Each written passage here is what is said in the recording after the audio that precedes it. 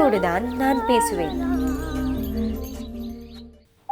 6 years love பண்ணி school டைம்ல இருந்து லவ் பண்ணி மேரேஜ் பண்ணிக்கிட்டேன். சரி.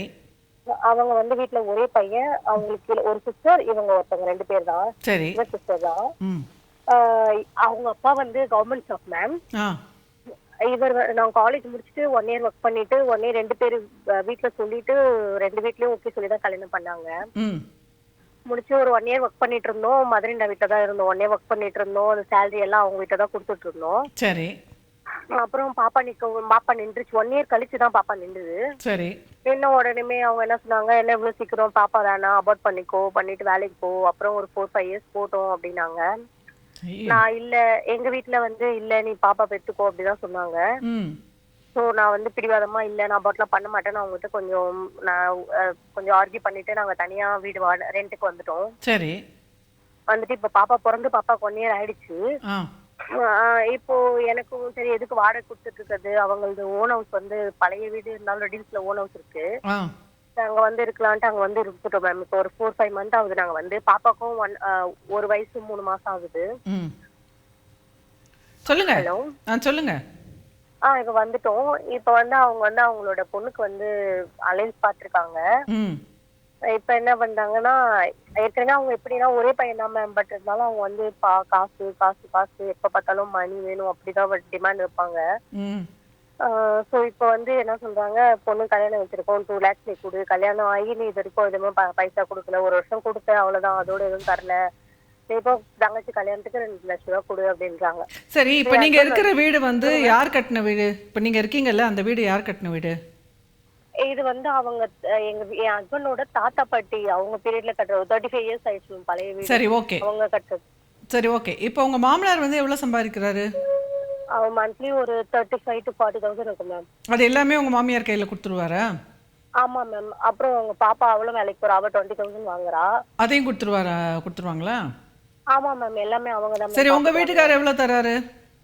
அவரு எங்க மாமனார் இல்ல, என் ஹஸ்பண்ட் வாங்குறது வந்து இவர் வந்து இப்பதான் மேம் ஒரு பிரைவேட் கம்பெனில வேலைக்கு போயிருக்காங்க. 11,000 வாங்குறாங்க மேம். கையில வந்து ESIPF போக 9,500 தான் மேம் வருது. சரி, எவ்வளவு கொடுப்பாங்க வீட்டுக்கு? என்கிட்ட அப்படியே கொடுப்பாங்க மேம் 9,500. அவங்க அம்மா கிட்ட தர மாட்டாரு, என்கிட்ட தான் தருவாரு. 9,500 தருவாரு. நீங்க அதை எவ்வளவு கொடுப்பீங்க உங்க மாமியார் கிட்ட? இல்ல மேம், நான் அவங்ககிட்ட எதுவும் தரது இல்ல மேம். அது எப்படிங்க அது எப்படி? அப்ப உங்க செலவுக்கு, உங்க 3 பேர் செலவுக்கு யாரு காசு செலவு பண்ணுவாங்க? உங்களுக்கு, உங்க வீட்டுக்காருக்கு, உங்க குழந்தைக்கு 3 பேருக்கும் சாப்பாடு செலவெல்லாம் ஆகுது இல்ல? வீட்டுல இருக்கீங்க, சாப்பாடு செலவு, அதுக்கெல்லாம் யாரு காசு கொடுப்பா? என் ஹஸ்பண்ட் தான் மேம். அந்த 9,500 நாங்க பாத்துப்போம் மேம். அது இப்ப நீங்க ஒண்ணா சமைச்சு சாப்பிடலையா? இல்ல மேம், அவங்க தனியா ரெண்டுக்கு இருக்காங்க மேம். அவங்க தனியா நீங்க தனியா ரெண்டுக்கு இருக்கீங்களா? நாங்க வந்து இந்த ஓன் ஹவுஸ்ல நாங்க இருக்கோம். அவங்க வந்து இது ரொம்ப சின்ன வீடு, பழைய வீடுன்றதுனால அவங்க வந்து ரெண்டுக்கு இருக்காங்க மேம். நாங்க ஓன் ஹவுஸ்ல இருக்கோம் மேம். அவங்களோட வீட்ல நீங்க ரெண்ட் இல்லாம இருக்கீங்க? ஆமா மேம். அதுக்கான ரெண்ட் நீங்க கொடுக்கணும் இல்லம்மா அவங்களுக்கு? எதுவும் கொடுக்கல மேம். நாங்க கொடுக்கணும். இது இப்போ வந்து அவங்க வந்து ஒரு நிமிஷம். ஹலோ, உங்களோட கால்க்கு வந்து கட் ஆகிடுச்சு. அதாவது பணம் விஷயம் அப்படிங்கிறதுல தான் வந்து குடும்பத்தில் தகராறு வருது. இப்போ வந்து இதில் 2 விஷயம் கவனிக்கணும். அவங்க நாத்தனார் வந்து கொஞ்சம் ஜாஸ்தி தான் சம்பாதிக்கிறாங்க, இவங்க ஹஸ்பண்ட் வந்து அதில் பாதி தான் சம்பாதிக்கிறாரு. ஸோ அப்படி இருக்கும்போது அவங்கக்கிட்ட வந்து அனாவசியமாக பைசா கொடுன்னு கேட்குறதும் தவறு. ஏன்னா அவர் கல்யாணம் ஆகிடுச்சு, அவர் குடும்பத்தை கவனித்தாலே அது பெரிய விஷயந்தான் உள்ளபடியே.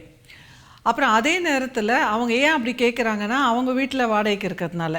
ஸோ நம்ம வேற எங்கேயா வாடகைக்கு விட்டோம்னா அட்லீஸ்ட் ஒரு 2,000-3,000 கிடைக்குமேன்றது தான்.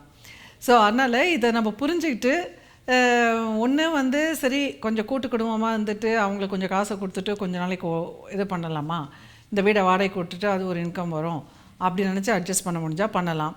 அப்படி இல்லை அது இன்னும் நிறைய பிரச்சனைகள், ஏன்னா இந்த குழந்தையும் குழந்தையும் பார்த்துக்க ஆள் கிடைக்கும், நிறைய விஷயங்கள் வந்து சப்போர்ட் சிஸ்டம் இருக்கும். வேலைக்கு போகிறதுனால நிறைய சப்போர்ட் சிஸ்டம் கிடைக்கும் கூட்டு குடும்பத்தில் இருந்தேன்னா, அது யோசிக்கலாம்.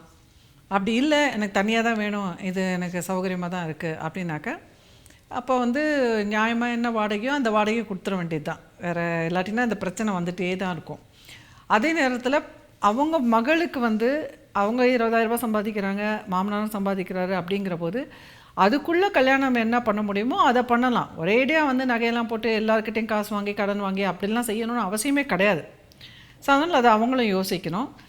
ஸோ இது வந்து இந்த ஒரு ஏற்றத்தாழ்வு குடும்பங்கள்லேயே இருக்கும்போது இந்த மாதிரியான சிக்கல் வருவதுன்றது வந்து இயல்பு தான்.